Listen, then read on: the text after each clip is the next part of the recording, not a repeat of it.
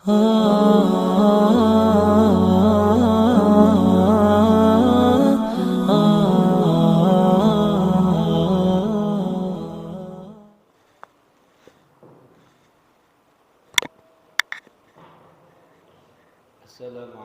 warahmatullahi wabarakatuh.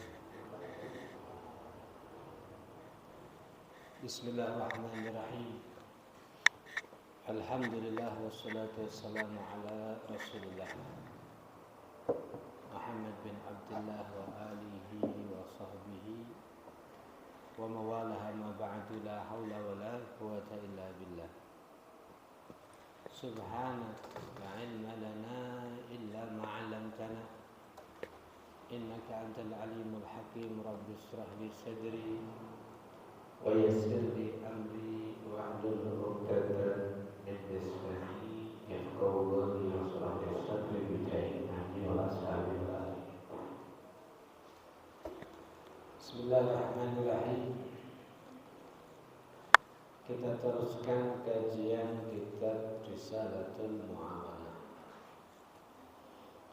Masuk kita kepada fasal yang menerangkan tentang hendaknya kita selalu menjadi orang yang bersih secara zahir ataupun secara batin. Kenapa? Orang yang ketika sempurna bersihnya secara zahir ataupun batin, maka dia berjalan dengan ruh dan sarirah hati yang bersih, seakan-akan dia menjadi malaikat yang berbangsa ruh. Walaupun secara zahir dia adalah manusia yang berbangsa jasad. Artinya, kalau malaikat itu seperti tangan kita, ketika kita perintahkan tidak pernah bisa menolak. Anda memerintahkan tangan untuk mengambil air, dia nggak bisa nolak. Ya, seperti halnya malaikat mendapatkan perintah Allah nggak bisa menolak. Karakternya nurut semua perintah. Seperti tangan nurut yang menggerakkan yang punya tangan. Kita diberi ikhtiar, kekuatan daripada Allah. Maka ketika hati itu penuh dengan ilmu, maka tangan itu akan bergerak untuk mendapatkan pahala dan ridha Allah. Tapi kalau dia tidak memiliki ilmu atau salah di dalam berakidah, maka tangan itu akan berbuat kezaliman. Karena tidak ada kerusakan yang ada di atas dunia kecuali bima kasabat aydin nas, adalah hasil tangan-tangan manusia. Demikian malaikat enggak bisa menolak perintah Allah. Berbeda dengan manusia. Kalau manusia memang sejak lahir Allah berikan kepadanya nafsu. Yang kita tahu karakter nafsu, ya, wa ma ubari'u nafsi inna nafsa la'amarah bisu. Nabi Yusuf aja menyatakan, saya tidak merasa lepas dari ajakan buruknya nafsu, karena sesungguhnya nafsu selalu mengajak kepada perkara yang buruk.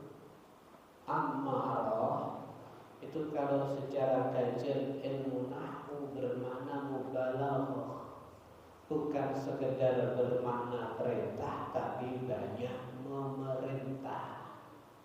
Sama dengan wahid, maknanya pemberi, tapi kalau dah wahab, ini sifatnya Allah, banyak memberi. Razik maknanya memberi memberi rezeki, tapi kalau udah razak banyak memberi rezeki. Bermakna mubalaghah. Ragidun orang tidur, tapi kalau ragab itu kan ngantuk adri bae. Oh bahengan ngantuk ada ragab. Baik.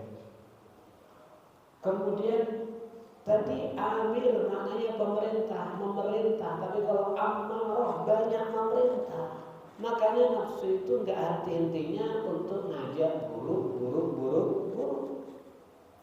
Ada adu karena sudah dibayi jembeng. Sehingga Nabi menyatakan musuh terberat kamu ya nafsu yang ada pada diri kamu. Kalau perang dengan 3 kali lipat kekuatan Islam melawan kafir, Nabi mengatakan perang yang kecil, tapi kamu melawan nafsu adalah perang yang besar dan seterusnya. Berarti kalau sama-sama taat antara manusia dengan malaikat, justru lebih hebat manusia. Kenapa? Karena ada penghalangnya nafsu. Belum lagi daripada dunia, belum lagi daripada setan, belum lagi banyak musuh yang mengintai, yang merintangi daripada perjuangan manusia untuk mentaati Allah Subhanahu wa ta'ala. Berarti kalau Anda bisa bersih zahir wal batin, nurut kepada Allah, Anda seakan-akan seperti malaikat yang berbangsa ruh, walaupun jasad kamu seperti manusia yang berbangsa jasad. Maka daripada itu Nabi mengatakan dunia dinu ala nadhafah. Islam itu selalu mengajarkan bersih, sehingga agama itu dibangun atas dasar suka kebersihan. Dalam riwayat yang lain Nabi mengatakan innallaha nadhif yuhibbun nadhafah. Allah itu zat yang bersih, suka dengan kebersihan.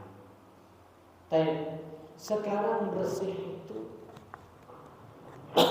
bukan sekedar zahir, dan kita juga harus bersih secara batin. Apa? Contoh membersihkan nafsu dari akhlak-akhlak yang tercela, seperti sombong, seperti riya. Amalnya enggak puas jika dilihat Allah, kepuasannya dilihat manusia. Kenapa? Mau cari pujian. Kenapa? Mau tamak terhadap manusia, apakah materi dan sebagainya. Ini penyakit hati, wal hasud. Seakan-akan dia tidak terima ketentuan Allah yang Allah berikan kepada hamba yang lain. Ya, mau kamu jadi kulit putih, kulit selainnya putih, mau kamu jadi bangsa Arab, selainnya Arab, semuanya adalah ketentuan dari Allah Subhanahu wa ta'ala. Kamu lahir sudah dalam keadaan itu satu paket. Ya, kamu nggak bisa milih. Ini semuanya kita nggak perlu iri. Ada yang jadi kaki, ada yang jadi kepala, ada yang jadi tangan. Sudah ya, apa caranya? Kamu bekerja sesuai ketentuannya. Kaki tetap di bawah, kepala tetap di mana? Di atas dan seterusnya. Kemudian jangan pernah hasud. Kemudian wahubud dunia, cinta dunia. Cinta dunia itu bukan berarti harus dia kaya, harus dia miskin. Ada orang miskin hatinya nggak habis-habis berpikir masalah materi. Ini semuanya adalah penyakit hati. Justru dari cinta dunia ini sebagai sumber segala macam penyakit. Makanya Nabi berkata, hubbud dunya rasulul khati'ah. Cinta dunia sebagai sumber dari segala kesalahan. Dan hendaknya itu dibuang sifat itu. Itu tidak ada yang menguntungkan. Terus dihiasi dengan sifat-sifat yang mulia seperti tawadhu. Ya, orang tawadhu dapat ilmu banyak. Kenapa? Ilmu gak bisa dicari dengan sombong. Al-ilmu harbun bil fatah al-muta'ali. Ilmu itu selalu memerangi orang yang sombong. Kalau Anda tawadhu dapat ilmu banyak, tapi kalau Anda merasa punya ilmu gak dapat ilmu. Kemudian dihiasi dengan haya, malu. Al-haya minal iman, malu termasuk daripada iman. Yang dimaksud malu bukan sekedar secara zahir, malu kalau hati ini terus membayangkan maksiat. Apalagi muncul maksiat di saat Anda menghadap Allah dengan sholat Anda. Apalagi lintasan was-was maksiat di saat Anda membaca kalam Allah. Apalagi lintasan maksiat di saat Anda ngaji, Anda zikir, Anda dalam kondisi ibadah. Sayyidina Ali Zainul Abidin Ibnu Husain bin Ali bin Abi Thalib kalau sudah ngambil air wudhu wajahnya pucat. Kenapa? Apa jawabnya? Tahukah kamu saya akan menghadap siapa? Allah yang mengetahui seluruh isi hati saya. Ya Allah, harusnya kita punya haya. Baik, ini jaga otak ini supaya jangan keras pikiran, bukan perkara mudah. Harusnya kita haya. Kenapa? Seluruh isi hati kamu sangat jelas di hadapan Allah, seperti ucapan lisan kamu di hadapan saudara kamu. Innallaha la yanzuru ila suwarikum ila ajsadikum, walakin yanzuru ila qulubikum wa niyatikum. Yang dilihat Allah adalah hati kamu. Hati sebagai tempat pandangan Allah. Hendaknya beradab hati kamu kepada Allah. Wal ikhlas. Ya Rabb, ya semoga kita menjadi orang-orang yang ikhlas, insyaallah. Tidak ada kepuasan dalam hati kita kecuali ridha Allah. Wasakha, dermawan, dan semuanya. Hilangkan sifat-sifat tercela tadi, hiasi hati dengan tadi tawadhu, malu, ikhlas, dermawan, dan seterusnya. Ikhwan yang dirahmati Allah Subhanahu wa taala. Yang paling bagus itu sakhawatin nufus. Hati memiliki sifat dermawan. Apa maksudnya? Ketika kita dapat rezeki, yang terlintas dalam hati kita langsung berinfak untuk hal-hal yang positif. Ini termasuk sakhawatin nufus. Bukan ketika kita terima duit yang terbayang apa.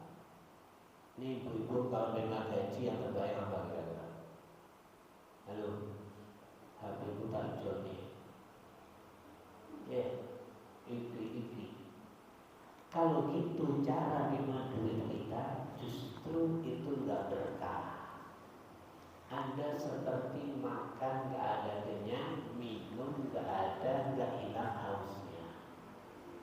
Tapi kalau Anda punya hati sakhawatin nufus, menerima duit, langsung terbayang daripada Anda adalah sosial, kebaikan, infak, maka harta Anda semakin berkah. Ono wae, cukup wae. Ya, subhanallah, bisa membantu semua kebutuhan. Itu namanya sakhawatin nufus. Nabi mengatakan, inna abdana ummati la yadkhuluna jannata bi kasratis salati wala bi kasratis siyam, walakin bi salamatis sudur wa sakhawatin nufus wa rahmah lil muslimin. Para wali abdal, orang pilihan Allah, mereka masuk surga bukan karena sholatnya yang banyak, bukan karena puasanya yang banyak, tapi salamati sudur, hatinya udah selamat. Dia malah yang fa'malul waladanun illa man ata biqalbin salim. Akhirat kita nggak butuh duit yang banyak, nggak butuh anak yang banyak pinter berkarir gajinya ratusan juta per bulan. Tapi semua itu nggak ada manfaat. La manfaat malun wala banun, di hari kiamat tidak ada harta, tidak ada manfaat. Mal harta wala banun anak illa man atallaha biqalbin salim, kecuali orang datang kepada Allah dengan hati yang selamat.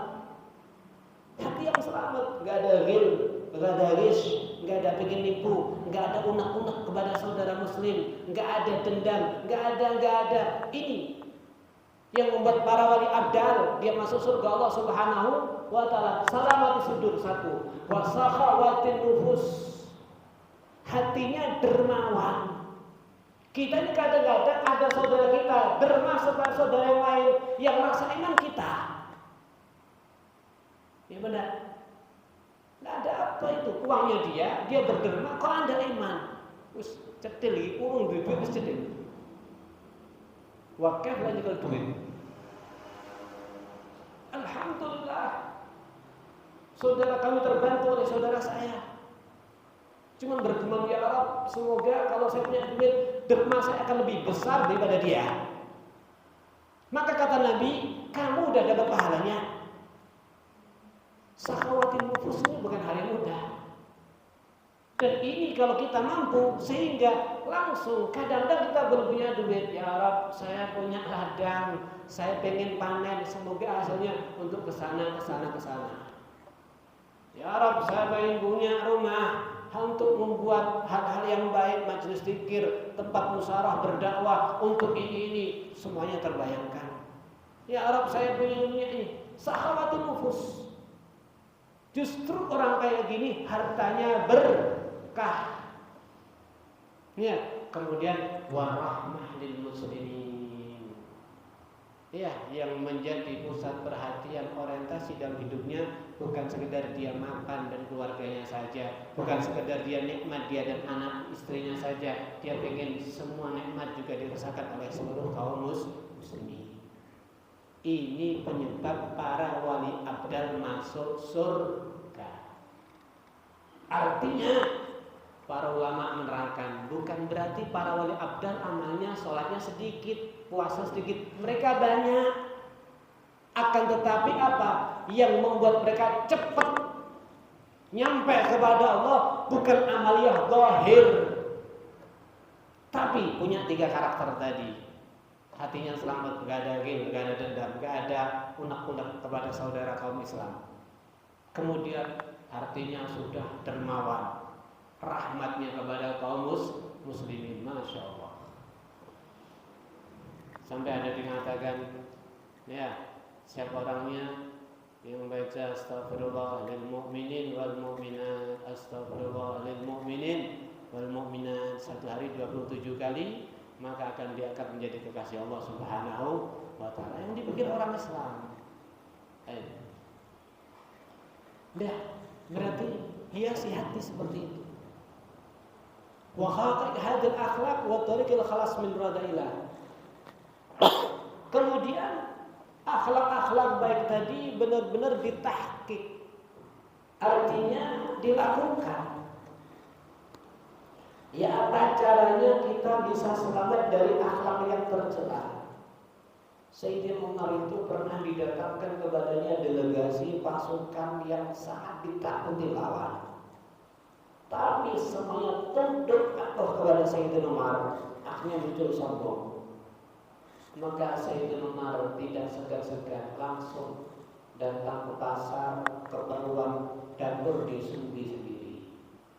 Kalau sekarang mungkin puasa jadi kuli.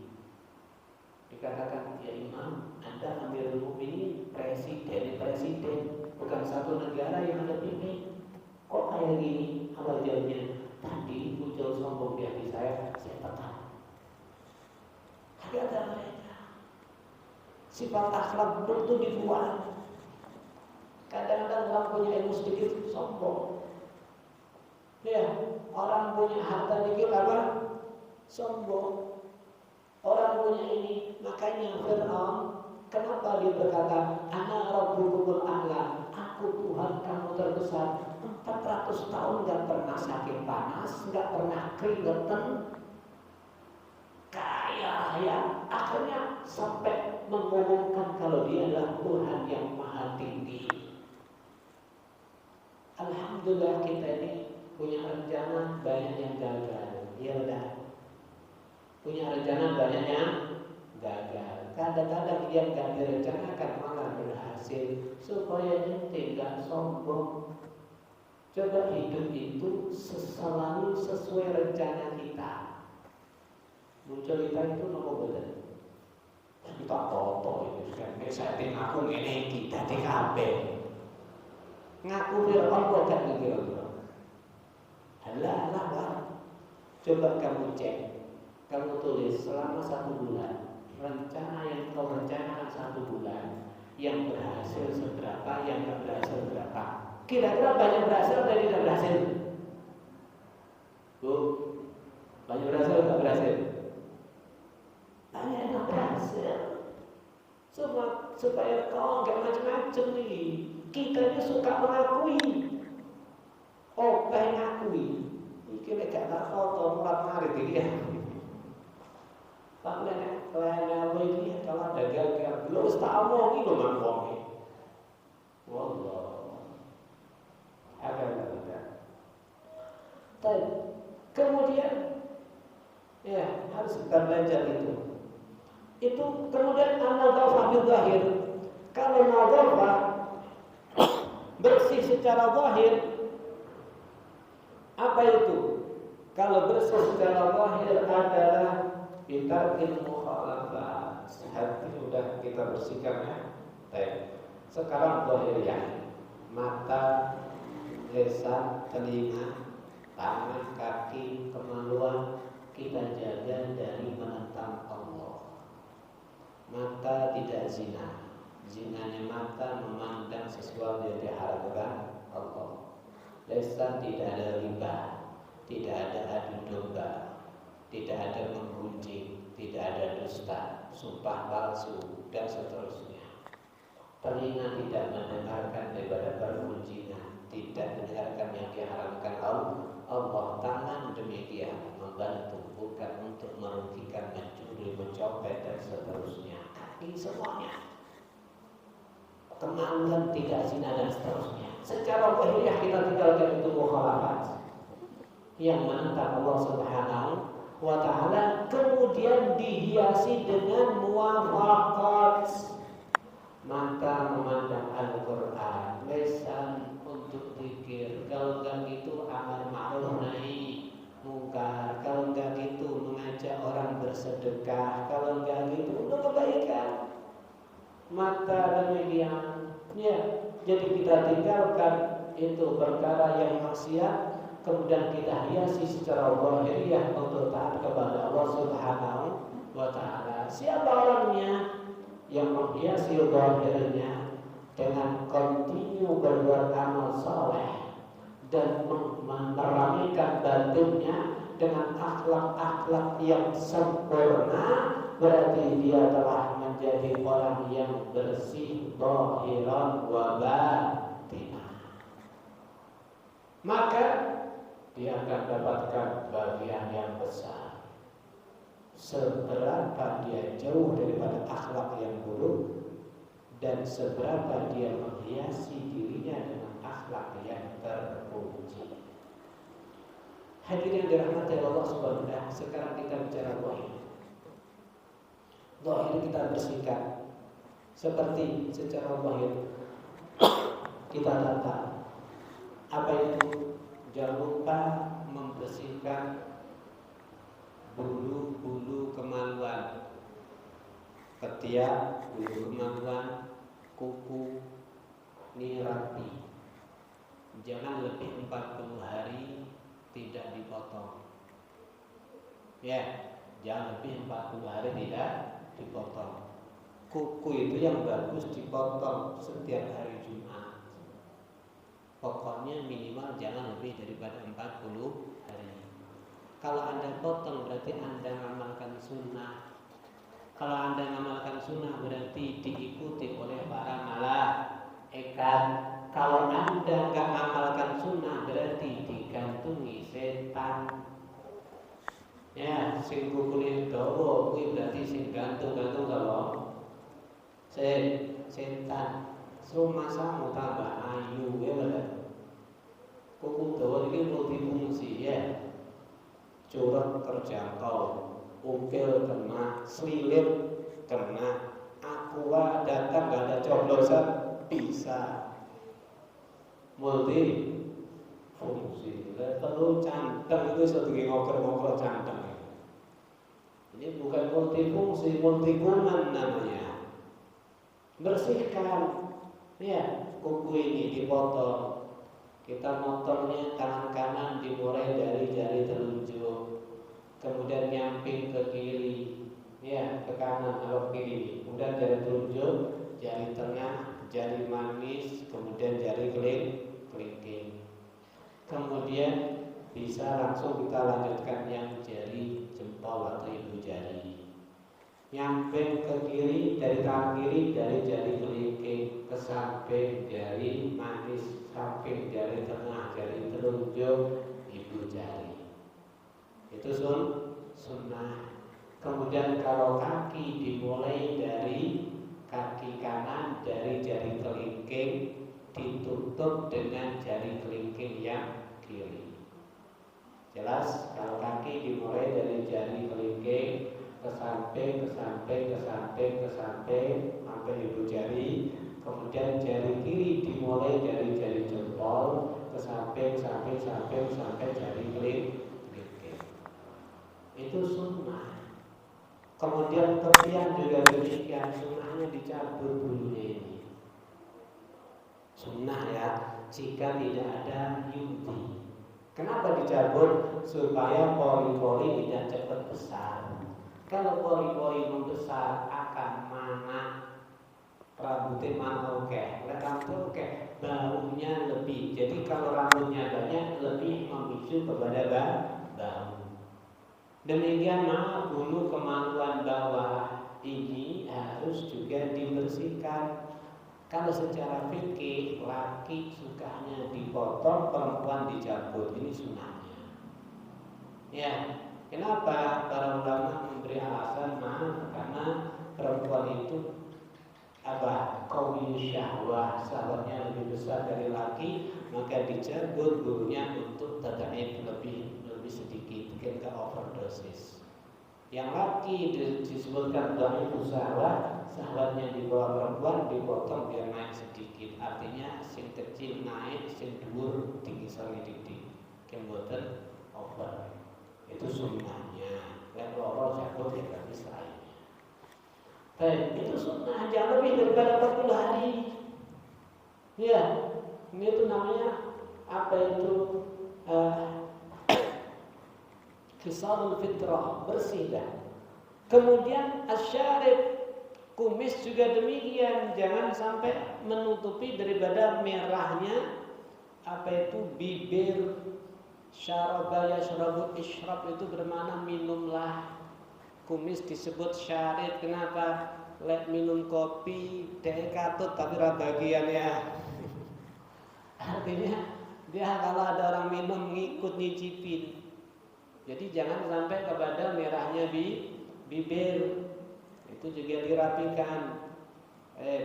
Hal-hal kayak gitu rapi secara zahir, bersih secara zahir. Itu yang dicontohkan oleh Nabi Muhammad SAW. Ya. Atau mungkin kalau Anda punya lipatan-lipatan badan sing gemuk itu yang kira-kira sering ada bolot juga dibersihkan. Ar-Rahman seperti lubang yang ada dalam mata, yang ada di dalam hidung, yang menyela-nyelai daripada gigi. Ngomong ringis enak abang-abang itu kasih apa? Lobo ya. Bersih terus. Makanya Nabi mengajarkan sama kita pakai siwak. Dikatakan siwak itu adalah alat yang terakhir dipakai oleh Nabi. Makanya Nabi itu masuk rumah di antara sunnahnya siwak. Ini masuk rumah. Nabi mau tidur pakai siwak, bangun tidur siwak, mau sholat siwak, wudu siwak. Bahkan siwak ini adalah salah satu perabot yang gak pernah lepas daripada kantong Nabi di saat Nabi bepergian. Bahkan siwak adalah salah satu perabot Nabi yang nempel di akhir baru satu Nabi meninggal. Kalau seandainya siwak bisa ngomong, dia bisa berbangga. Saya selalu menemani Nabi. Bahkan Nabi terakhir setelah mau meninggal, terakhir pakai saya. Kalau seandainya siwak bisa ngomong. Kenapa? Karena siwak di antara faedahnya apa? Tusahil khurujar ruh, memudahkan keluarnya ruh. Makanya Nabi Muhammad mau meninggal minta kepada Sayyidatuna Aisyah untuk carikan siwak. Disiwakin Nabi. Berarti setiap saatnya kita ini mulutnya bersih. Baik. Kemudian sampai Nabi mengatakan, laula asyqa ala ummati la'amartum bis-siwak. Ya, kalau seandainya tidak memberatkan kepada umatku, niscaya aku perintahkan untuk siwak di saat dia sholat atau di saat dia wudhu. Ya, kemudian bersihkan baju, jangan bajunya boloten, mumbai sesasi pisan. Sama nggak krosok koncomu ya bajunya bersih. Kemudian mungkin dia pakai minyak wangi, dahnu syahrir lihya, jenggot itu kasih minyak. Ini ada salah satu sunnah Nabi Muhammad SAW yang biasanya dipakai oleh para salaf. Dalam riwayat itu Nabi mengambil duhun minyak dengan tangan kanan dituangkan di tangan kiri. Setelah itu Nabi mengambil dengan jarinya untuk alisnya kanan, kemudian alis yang kiri, kemudian untuk matanya kanan dan kiri, kemudian untuk jenggotnya, ya, kemudian ini atasnya jenggot gede, kemudian sisanya untuk rambut. Nabi seperti ini. Cuman duhur itu riba, tidak sering meminyaki jenggot ini tadi, semuanya tidak sering riba. Seperti zulriban tasdad hubba. Kalau ziarah itu jangan terus-menerus tapi rib, ya sesekali, jarang-jarang menjadi tambah lebih cinta. Demikian Nabi dalam itu tadi. Jadi satu saat Nabi itu, kalau bahasa kita kelincir, tahu kelincir ya? Kelincir rapi, mantap, orang-orang itu bau meringis untune kuning kabeh. Upile kadang-kadang kiambekan mlebu metu sampai mesakne. Ya, bersih secara zahiriyah. Apalagi di saat mau ibadah kepada Allah Subhanahu wa taala. Kemudian wal ittihad wal ismit. Nabi suka pakai celak. Ismit itu nama batu. Ada yang berwarna hitam, ada yang berwarna hitam kemerah-merahan. Dan dalam satu riwayat Nabi setiap malam, setiap mau tidur Nabi pakai celak. Ya, kanan 3, kiri 3. Witir ganjil.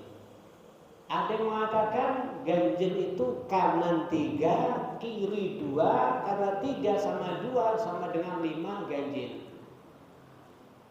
Ada 2 riwayat.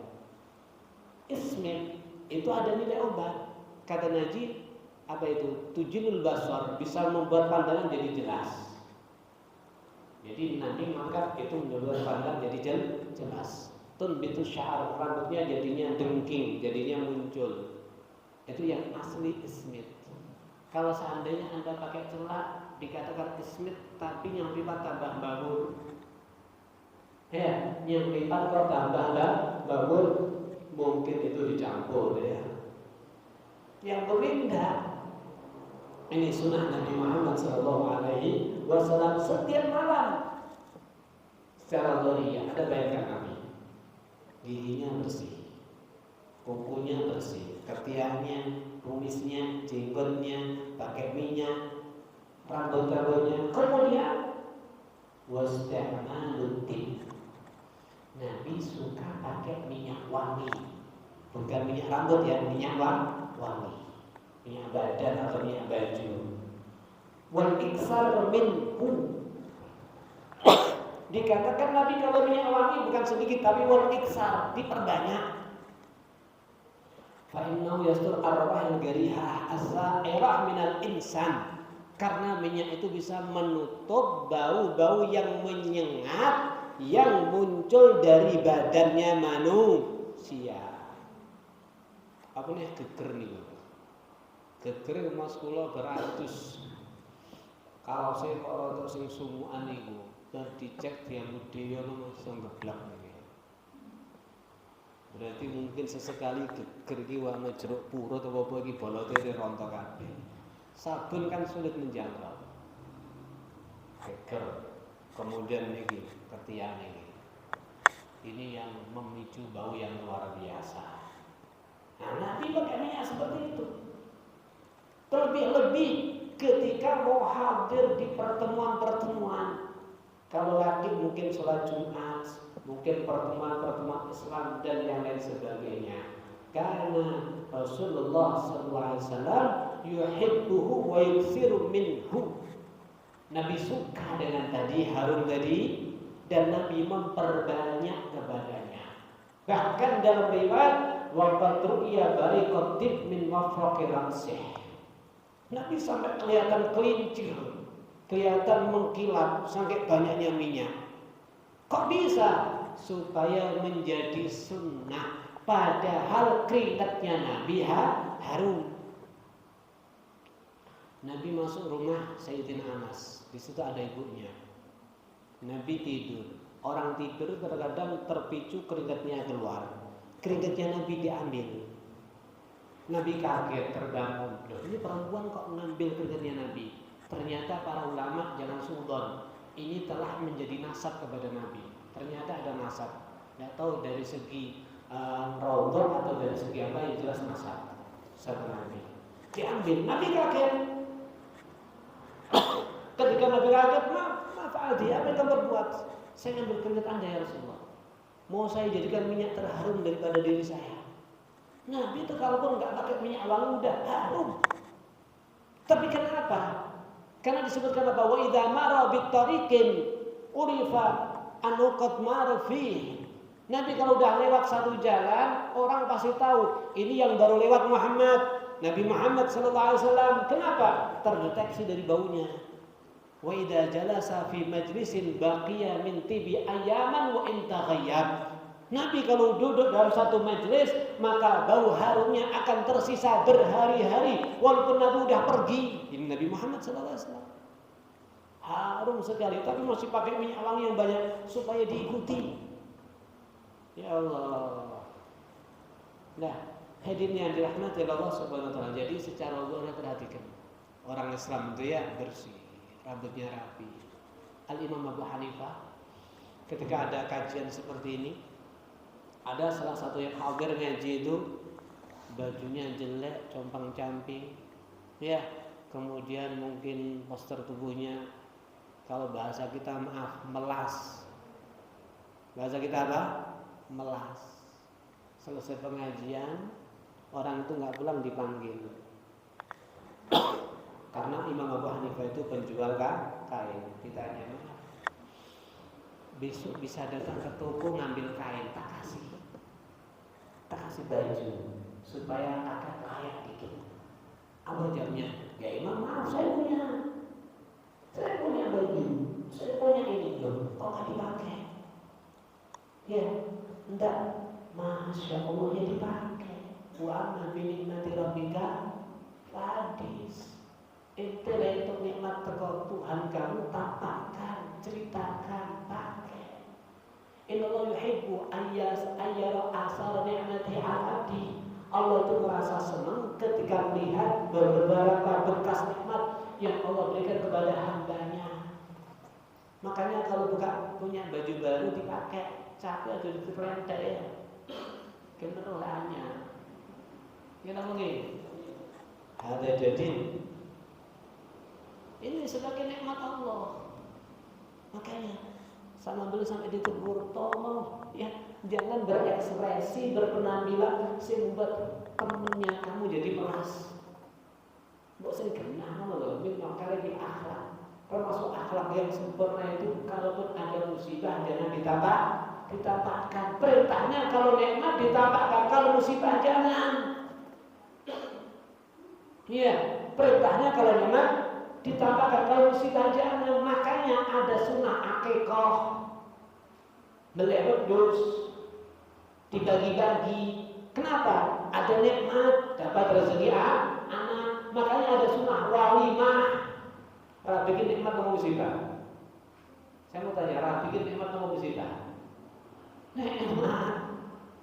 Ada walimah. Perintah agama itu nikmat ditampakkan. Tapi kalau musibah disembunyikan. Ya Allah. Baik, hadirin dirahmati Allah Subhanahu wa taala. Jadi intinya para sahabat itu kadang-kadang di rumah enggak ada bahan untuk dimasak, pura-pura masak, bakar apa biar masak, opol cerong bahasa wajahnya diduduk harus model kelonteng kayak goreng sego gitu. Padahal kalau saya digoreng, ya supaya tetangga enggak melasi, dia enggak butuh melas manusia, cuma butuh dari Allah Subhanahu wa taala. Dan hasil dari sini harusnya kita berakhlak seperti itu. Ya, secara zahir, secara batin, dan kemudian tentu kita menghindari daripada najis, kita menghindari sesuatu yang tidak baik dan semuanya. Makanya kalau bisa selalu suci. Kalau junub dan atus, asik ngomong tadi, wah adem mikre, malaikat nggak akan masuk kepada rumah. Waqat warat, ada satu riwayat annal malaikata, malaikat la tadkhul al-bait, enggak akan masuk kepada rumah alladzi fihi junub, yang di situ ada orang junub. Malaikat enggak akan masuk rumah yang di situ ada orang junub. Makanya yang punya keluarga kalau harus berhubungan, kalau bisa selesai mandi. Kalau nggak mau mandi, minimal maaf dicuci kemaluannya dan wudhu. Jangan makan atau tidur dalam keadaan junub. Makan dalam keadaan junub yurisul fakr, jadi fakir nanti. Innallaha yuhibbut tawwabin wa yuhibbul mutatahhirin. Anda itu Allah suka kepada Anda kalau suci setiap saatnya, junub dan adus. Kem malaikat orang kem malaikat lebu. Malaikat gak lebu. Wa idza dhahaba fil malaikat. Kalau malaikat enggak ada di rumah Anda, ja'at asyayatin min kulli nahiyah. Setan akan masuk kepada rumah kamu dari segala penjuru. Makanya geger kan bojone. Amin. Alhasil masyaallah ya. Kita bisa bersih zahir wal batin. Setiap saatnya punya wudu, junub dan adus. Zahirnya bersih, giginya bersih, rapi, hatinya enggak ada penyakit hati. Luar biasa sekali. Semoga Allah mudahkan kita untuk bisa membersihkan zahir wal batin. Amin Allahumma amin. Hadirin wal hadirat yang dirahmati Allah Subhanahu wa taala. Sedikit mungkin apabila ada jenengan pengen gabung berangkat umroh, kami membuka umroh bersama. Kita berangkat tanggal 29 Februari dengan biaya sangat terjangkau. Kami non profit total kalau mau bergabung 28.700.000. Insya Allah itu non profit kami ambil untung. Insya Allah nanti ketemu Ramadan ada di sana. Monggo segera gabung 28.712 hari. 12 hari 28.700. Pesawatnya terus tanpa transit Surabaya Jeddah, sebaliknya pulang Jeddah Surabaya, hotelnya dekat. Oke, terima kasih.